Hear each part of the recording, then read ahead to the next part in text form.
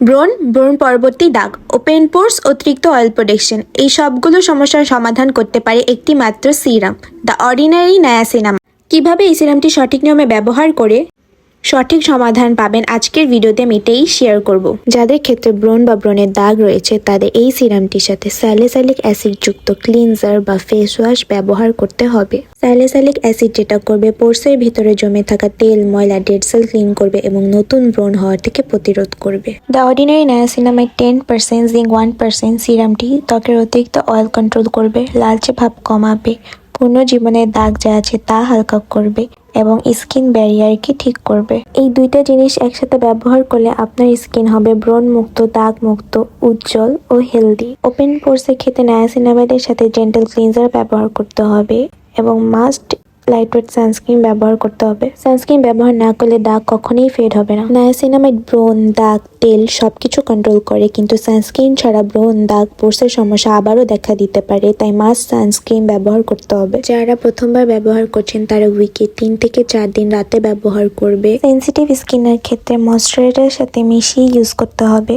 ত্বক যদি একদম ঠিক থাকে তাহলে সকালে এবং রাতে ব্যবহার করতে হবে এবং দিনে মাস্ট সানস্ক্রিন ব্যবহার করতে হবে। রেজাল্ট আসতে 3 থেকে 4 সপ্তাহ সময় লাগবে, তাই নিয়মিত ব্যবহার করতে হবে এবং ধৈর্য জরুরি।